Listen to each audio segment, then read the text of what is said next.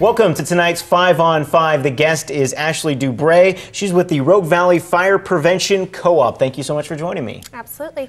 Tell us a little about what is the Rogue Valley Fire Prevention Co-op. So the Rogue Valley Fire Prevention Cooperative was established actually in 1911. So it's been around for a really long time. It's a multi-agency organization. We have state, federal, city, county organizations from all over, and we are pretty much together primarily to do fire prevention.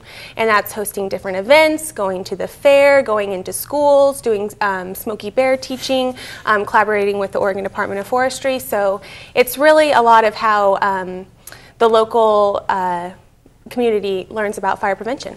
We're entering firework season. You see all the tents up. What are you guys trying to help promote when it comes to that? Safety, definitely. It's really, really important to know what your town's regulations are. Like Ashland and Shady Cove have absolutely no fireworks within the city limits.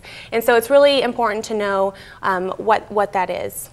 So that you don't break the law and start a fire. Absolutely, and you need to have water present. You need to make sure that if you have children, make sure that they're not lighting the fireworks, making sure the fireworks are away from them, making sure you have a good defensible space around it as well, because, I mean, when it gets dry and the sun has been out, well, it's been a little bit rainy, but when the sun is out, it can dry up really quickly and things can ignite quickly.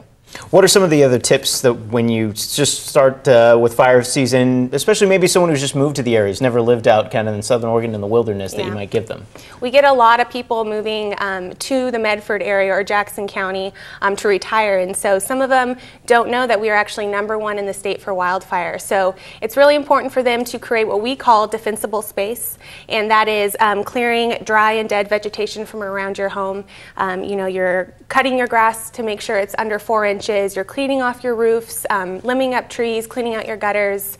Simple things too that you might not think of, moving your firewood away from your house. People tend to stack it on their house during the winter, which is fine, but when wildfire season comes into effect and summer, you want to move that at least 30 feet away. Some good tips there. I'll have a few more questions for you, so stick around. More 5 on 5 right after the break.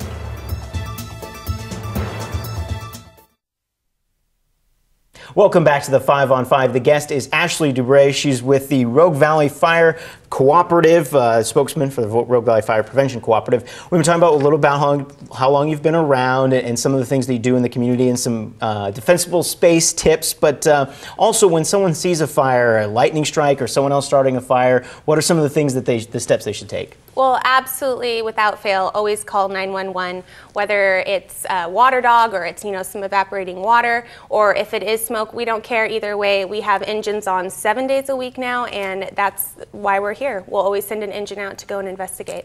And you mentioned this part of the state being #1 when it comes to wildfires. What is it that around this area? Is it the forest and maybe the lack of moisture in the summertime? It's 3 things. It's the fuels, the temperature, and actually the history of wildfire in the area, and that's due to terrain as well. So we have a ton of fuels, meaning, you know, dry grass, brush, trees.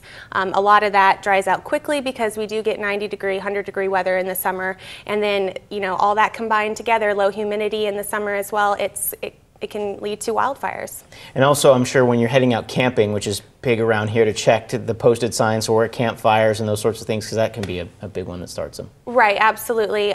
Always make sure your campfire is completely dead out. Make sure that you can camp in a specific area. Don't make a campfire in the middle of a grassy field. Make sure you take the right precautions to do so. If anyone wants more information, find out about events, find out maybe they just moved here about defensible space, where can they go to get that information? Absolutely. They can actually visit our state site, which is www.oregon.gov/ODF. You can find all the fire regulations there. We also have a Twitter account, www.twitter.com/SWOfire, and then we also have our co-op website, which is great for any type of wildfire tips and kind of tips for the season, and that's Rogue Valley Fire Prevention Cooperative.com. A lot to memorize there. A lot.